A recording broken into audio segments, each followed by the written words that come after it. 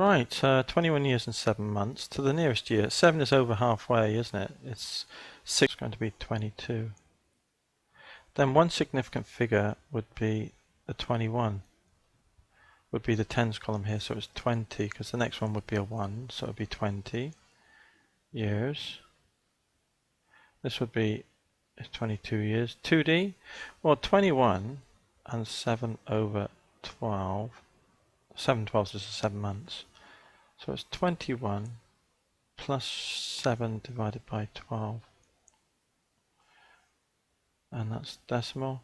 And now we want it to 2D. 21 is the second decimal place. It's a 5, so it's 22.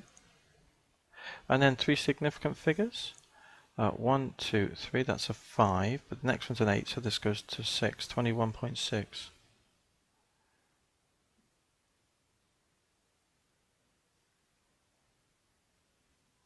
And this is years as well.